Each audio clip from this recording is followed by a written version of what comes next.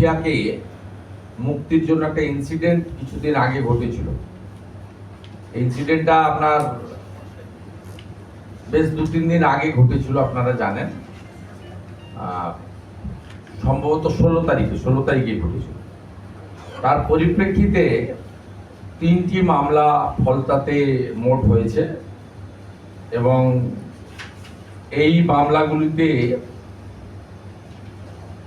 সমস্ত আমাদের যে বিএনএস এর যে সমস্ত ধারা রয়েছে এবং অ্যান্টি ন্যাশনাল অ্যাক্টিভিটিস, যেহেতু পুলিশ এবং সিএপিএফ এর উপর হামলা করতে এসেছিল, যদিও সফল হয়নি, খুব শক্ত হাতে মোকাবিলা করেছে ওখানে পুলিশ এবং আধার। আমাদের যে সমস্ত সেকশনগুলো রয়েছে, বিশেষ করে 3/4 ইএস অ্যাক্ট, এই অ্যাক্ট আমরা লাগিয়েছি 3টেতে এবং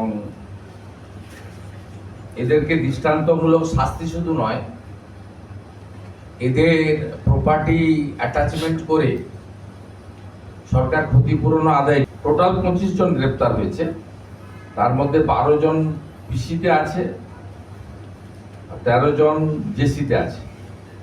যাদেরকে টিভিতে বা সোশ্যাল মিডিয়াতে বা ভিডিওতে দেখা গেছে তাদেরকে চিহ্নিত করে আমরা, মনসুন এই সময় হয়, সমস্যা হয়, সেই সমস্যার সমাধান করতে হয়, সরকারকে তৎপর থাকতে হয়। বিগত দিনে সরকার তৎপর ছিল না। কলকাতাতে 13 জন ইলেকট্রিকের ছোঁয়াতে মারা গেলে সেখানে সরকারের কোনো আধিকারিকরা যায় না তাদের বাড়িতে, অন্যরা যেতে চাইলে পুলিশ দিয়ে বাধা দেওয়া হয়। উত্তরবঙ্গে যখন শতাধিক মানুষ বন্যার জলের ত্রোড়ে ভেসে যায়, তখন পুরো প্রশাসনকে আটকে রেখে রেড রোডে কার্নিভাল করা, এসব অভিজ্ঞতা আপনাদের আছে। আমাদের সরকার, আপনাদের সরকার ভোর 6টা থেকে কাজ করছে। এখান থেকে principal secretary, home secretary, DGP কাজ করছেন, ওখানে যারা আছেন তারা কাজ করছেন, এমপি এমএলএরা স্পটে গেছেন, ছবি তোলার জন্য নয়, প্রশাসনকে সহযোগিতা করার জন্য।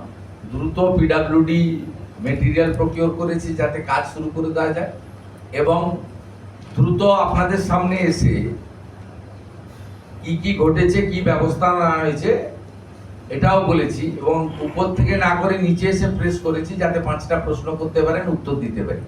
আগে তো প্রশ্ন করার কোনো সুযোগ ছিল না, এখন প্রশ্ন করার সুযোগ করে দেওয়ার জন্য 14 থেকে নেমে একতলাতে এসে সুযোগ আপনাদের হোম ডিপার্টমেন্ট আনতে চলেছে।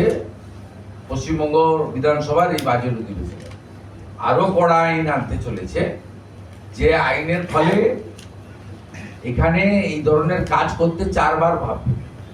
ওই বীর বিপ্লবীরা এখন ফলতার ছেড়ে পালিয়েছে কেন, নেই কেন, ওটা ফাঁকা কেন? যেখানেই থাকুক একটাকেও ছাড়া হবে না।